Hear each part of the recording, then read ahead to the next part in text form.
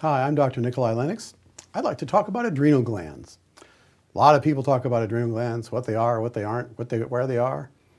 Adrenal glands literally means on top of the kidneys. So there are two little caps right on top of the kidneys. And there's some very interesting things. Adrenal glands are in charge of a lot of things. They're oftentimes known as your stress glands.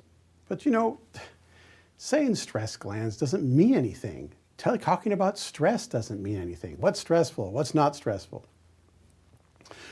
Adrenal glands secrete a lot of different kinds of hormones. They secrete sex hormones. They secrete anti-inflammatory hormones. They secrete hormones that help you reclaim your salts from your kidneys so you don't lose salts. They do all kinds of fascinating things. They bring up the bottom end of your blood sugar. So what I want to talk about is how to recognize that you might have some adrenal stress and how to get yourself in the right kind of care so that that doesn't have to be a feature in your life. Most people develop adrenal stress when they're inside the womb. Now you think, wow, how do I fix that? Well, the thing you need to know is that the need to be born is so huge that the fetus in the womb will secrete adrenal hormones to support the mother so that the mother is healthy throughout the childbirth. Well, that's kind of cool. Except that when then the baby's born, the mother crashes and you get complications that are oftentimes identified as postpartum depression and postpartum syndromes. But the baby now has hypersecretion of adrenal hormones, and you get a lot of hyperactivity, a lot of overexcitement, and you get early stage adrenal exhaustion in a child. So let's start talking about how to recognize these things. Structurally, it's important to know that the body language of adrenals is such that adrenal glands can produce a spontaneous low back pain. How does that happen? Well, there are muscles that relate to organs in the body. There's a muscle called the sartorius muscle, which is a very, very long muscle. It goes from the front part of the hip all the way down to the knee, and it stabilizes the sacroiliac joint. The sacroiliac is that very low part of your back. And if the adrenals get worn down, a little exhausted, that sartorius muscle doesn't seem to get the information it needs in order to stabilize the low back properly or stabilize the middle part of the knee. So you can get chronic knee pain or acute knee pain. You can get chronic low back or acute low backache as a result of adrenal fatigue. Now, my job is to find out if that's the case for you. You may come in to see me with a knee pain. You may come in to see me with low back pain. You may come in to see me with headaches. You may come in to see me with middle back pain or just tired. My job is to see if adrenal glands might be involved with that. And that's why we use muscle testing, and that's why we use interactions of talking and listening to you, evaluating your diet, and looking at what kind of stress you're under. So, adrenal glands. One of the things adrenal glands do is they react when your blood sugar falls. For example, if you go to bed at night, you're obviously not eating anymore, right? You go a long period of time without eating. But your body is still working. And so it's using up your blood sugar. And as your blood sugar begins to fall down a little bit, there's sensors in your body that observe that that's going down and cause the adrenal glands to secrete hormones. And that adrenal hormone mobilizes the stores of your fats and your proteins and converts them into glucose and brings your blood sugar up. Now, if your adrenal glands are really tired, what will happen is your blood sugar will fall to sort of a critical zone. So instead of sort of perceiving it at an early stage and your adrenal gland secretes the hormones and brings them up gently, your adrenal glands will wait until it's really a crisis, until your body's saying, wait, hey. And then it'll snap and secrete a lot of adrenal hormones at that time. And this is oftentimes manifest in the night where people wake with a start in the middle of the night.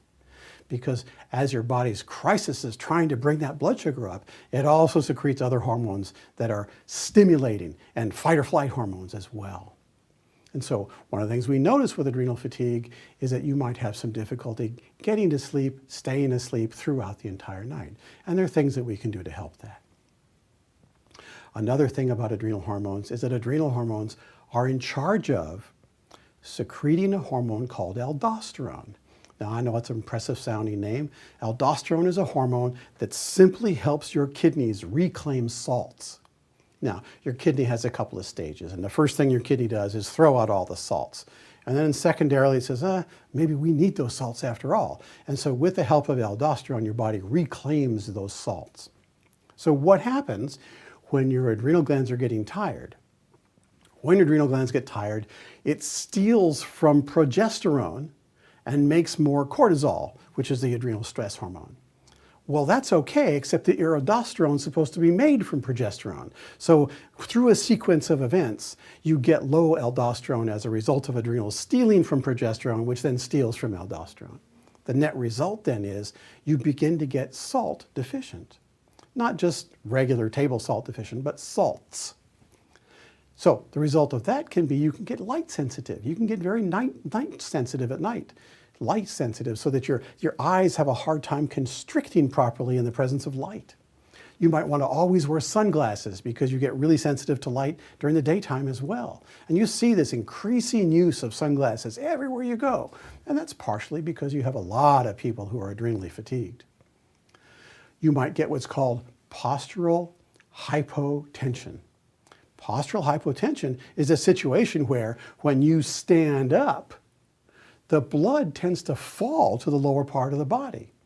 Well, there's sensors here in the neck that keep track of your blood pressure. When your blood pressure tends to fall, your brain says, hey, I can't function if you don't give me enough blood. And so it'll cause your adrenal glands to then secrete a hormone that constricts the lower blood vessels in the body and drives your blood pressure up 8 to 12 points. So one of the things we notice in people who have adrenal fatigue is that their blood pressure doesn't go up when they stand up. It falls when they stand up. And that's that situation where you stand up and you go, oh, just a minute. Oh, okay, I'm fine now. Because your blood pressure takes a moment to get going. And so we need to pay attention to that because that's, one of the terrible things that happens as people get older is they stand up and fall down a lot. And that's a lot to do with adrenal fatigue. And just as a side note, it's also due to over-medication. But we'll talk about that another time. So when adrenals get fatigued, your blood sugar falls and doesn't come back up, and that'll change your appetite. When your blood sugar falls and doesn't come up right, it'll make pain between your shoulder blades. The muscles that pull your shoulders back and down get inhibited, and you wind up with this kind of posture like this. Even though you correct it all the time, it sort of winds up like that. So the neck gets stressed, between the shoulder blades get stressed, the low back gets stressed, the knees get stressed. And you might not think all those things would be related. But when you come into me and you sing me your song and you bring me your calling card of your symptoms, I'm listening to see what the relationship is between those things so I can help you, not just your symptoms. So the other thing that happens with adrenal fatigue is something that we sort of have to pay a lot of attention to. If your adrenal glands get fatigued, what happens is they have to continue to produce cortisol, your stress hormone. If they're so tired they can't do that properly, they have to steal it from somewhere. So it will steal progesterone, just like I mentioned earlier.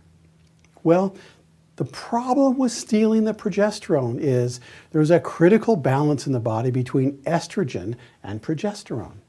And if you steal the progesterone to make cortisol, the ratio of estrogen and progesterone gets off, and the body becomes what's called estrogen dominant. Now, you may have heard a lot about that. Estrogen dominance has not so much to do with the amount of estrogen that's in the body. What it has to do with its relationship to progesterone. In an estrogen dominant body, there's a tendency to suppress thyroid function. Now, I have another talk about thyroid, and you may want to listen to that. But when you suppress thyroid function, you get tired. You put on weight. You get more emotional about things that you just wouldn't normally be emotional about.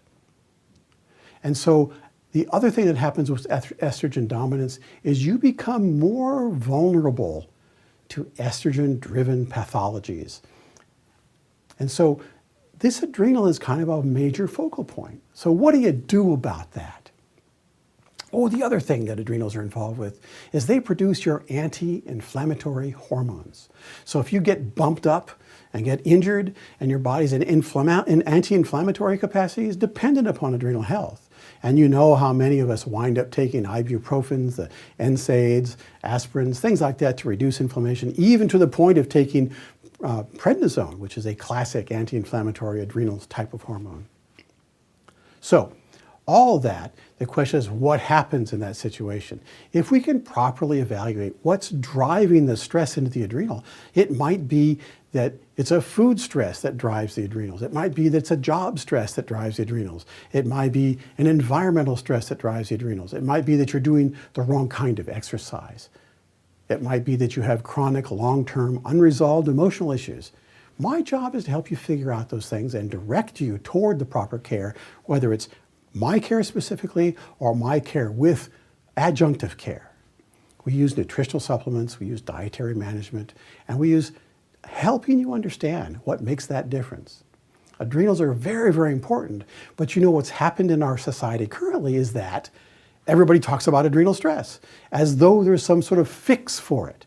And the fix is just the same thing we always talk about. The fix is having someone like myself meet with you specifically about you and your body and your life and help you take better care of yourself with the care and the help of a trained health professional like myself. Adrenal stress, there's a way through that, and I can offer that to you.